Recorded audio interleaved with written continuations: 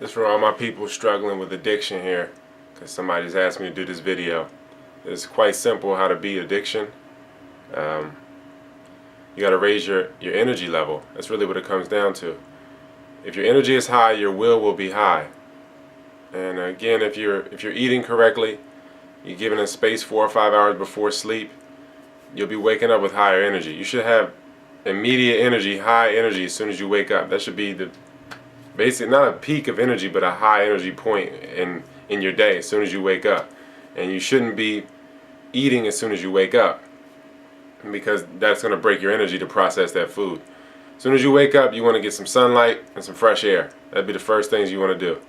After that, you can go to more dense forms of light, water, maybe some lemon water, I don't know, what have you, and I really wouldn't suggest eating until probably 4 or 5 hours after you wake up as well.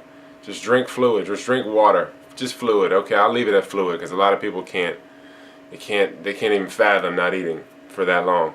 So, because we're dealing with drug addicts here, we're dealing with people that are totally addicted and driven by a chemical substance. So if you raise your energy level, you'll be able to raise your will, because your will be broken if your energy level is broken. Like if your energy is low in the morning to get out of bed, your will to get out of bed is low.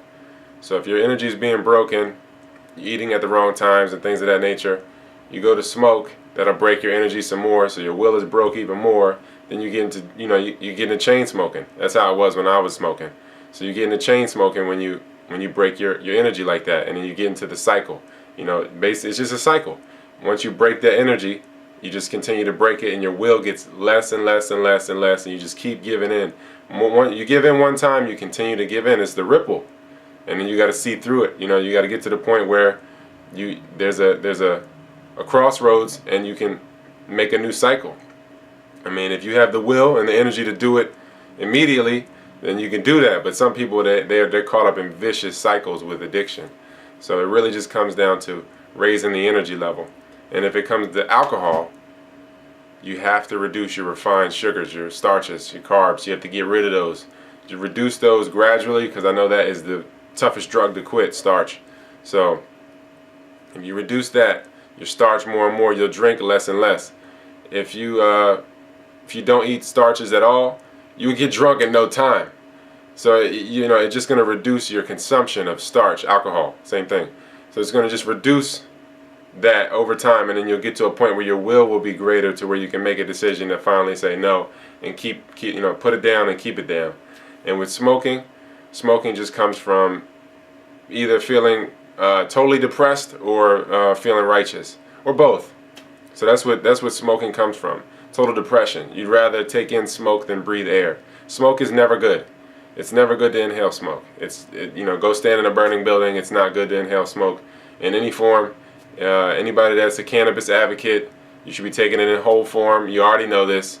You should not be burning it. When you put fire to it, you change it. When you put fire to tobacco, you change it. It's not what it was before the fire. So that's not cannabis anymore. That's not tobacco anymore.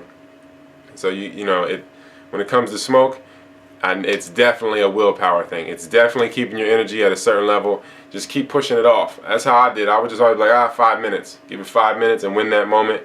Then when the 5 minutes will come, you'd be surprised how there's cycles. There's miniature cycles in the day. So if you get through those cycles, 5 minutes, 10 minutes, half hour, and you keep pushing it off, you can say, later in the day, later in the day, later in the day. I won't smoke till everything is done in my day. And you just keep pushing the cycles off. You might need a crutch at first. You might say, I'm not going to smoke, so I'll drink some water or something like that, just to take in something that's not going to be too dense to break your energy, but something to maybe give you an oral fixation satisfaction.